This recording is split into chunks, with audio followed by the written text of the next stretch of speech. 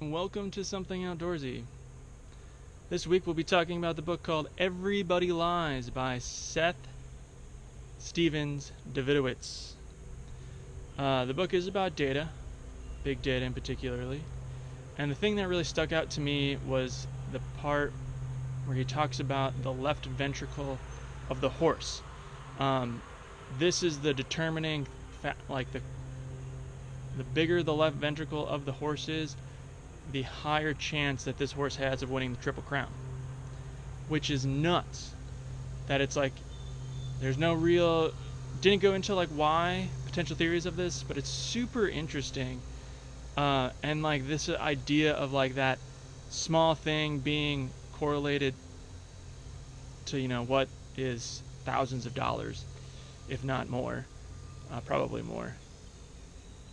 And so for me, that was kind of the thing of how do you take this idea of the left ventricle and what does that look like in the outdoor industry or in the outdoor education industry.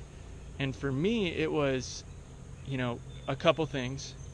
The first was kind of like doing your best to figure out what kind of the best predictor is of a successful, whether it's a camp counselor, whether it's a field instructor for just backcountry trips, or if it's like field guide for wilderness therapy, and what that predictor would be.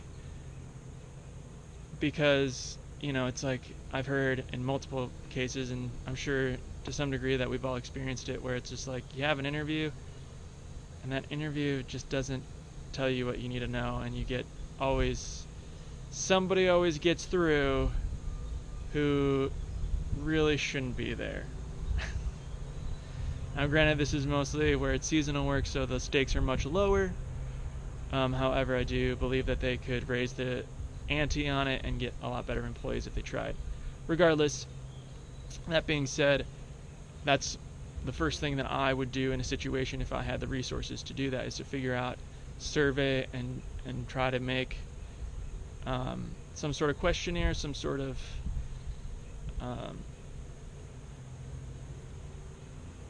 survey, etc.,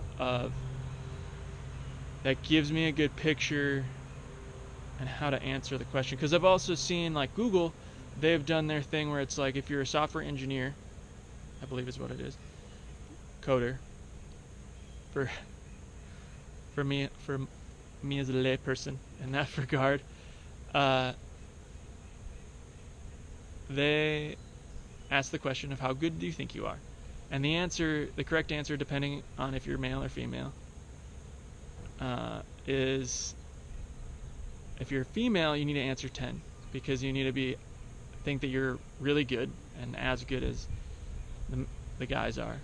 And if you're male, it needs to be like an 8, because you need to be aware that you can approve. And I think that has to do with egos and such like that. And it's a very interesting thing.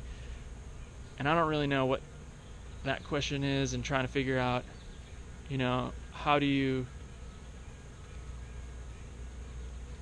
create a survey, create questions that reflects what you're looking for, but not give you these like things that aren't important to you. For instance, like if you find, you don't want to do like demographic data, because you probably will find that if, someone who comes from a privileged background is going to be more likely and apt, and that, of course, if everyone comes from the same background, you don't have as much diversity, which is super, super important as far as that goes, and something that I highly value. The other aspect of this book that I've always thought about, or something that I would really would love to create data and dig into, is just like the chaperone / teacher relationship with the instructor. Because oftentimes you have these teachers or chaperones, and if it's their first trip or their second trip, whatever it is, there's always this need and I've talked to a few other instructors, not to speak on every instructor's behalf, but there's always that like weird conundrum of like you're trying to teach the students, yet you still need to like teach to the chaperone or the teacher, where you can, because the whole point is like the student isn't the deciding factor, right? The kid will go back and they'll be like, yeah, I had a great time, woo! It's the teachers, it's the chaperones who come back and say, this is a good place. We need to go back here and do this again. I think that my kid got value out of it.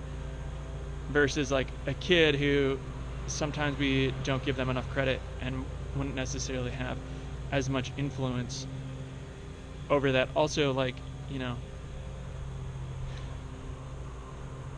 when my 8th grade class was going to split to 2 different schools because they were splitting the schools, it was just like, as 7th graders, we was just like, can't pay it. Now, granted, it wasn't anything major. It was just our griping mostly. But it's just that idea of like, authority, and like we don't really have a choice in this matter. It's going to happen regardless. So, and as an instructor, it always is just like, how do I do that? Especially when it's like teachers and chaperones, they all come in with their own set of expectations. They all come in with their own set of biases and whatnot. And it's like, you don't know any of that. And it's like, either how do you get those expectations out? Because sometimes at least for me, I've realized that I've had expectations and I couldn't ever have articulated what they were beforehand. The classic example is you get into it and you're like, this isn't what I expected, but I don't really know what I was expecting. That weirdness there. So those are the things that I would probably really like to work on if I had the resources to do so, because I think that that's like, to me, the one area when it comes to outdoor ed is how do you create the relationship with the teacher or the chaperone, especially on these backcountry trips where you're with each other all the time. It's not just like they come in, you do your class and then you move on, or you're just doing the class. It's we're cooking food, we're setting up camp, we're building tents or shelters, and we're doing lessons, and we have to hike, and we have to make sure that we're keeping the kids safe. And sometimes how much of it is I kept the kids safe versus this kid is just kind of for lack of a better example, a klutz, and just falls a lot, is like predisposed to falling. And like, you can only do so much before it's like we shouldn't even be here because everyone's really worried about this, that, the other thing, which then defeats the whole purpose of what these places are trying to do. That being said, I need to find a sign off. Don't know what that is yet. But anyway, next week the book is going to be Give and Take by Adam Grant. So I hope that you'll be back next week. If not, good luck, have fun. If you have any good feedback for me, please leave it in the comments below. If you like what you see, give a like or subscribe. Much appreciated. Good luck, have fun.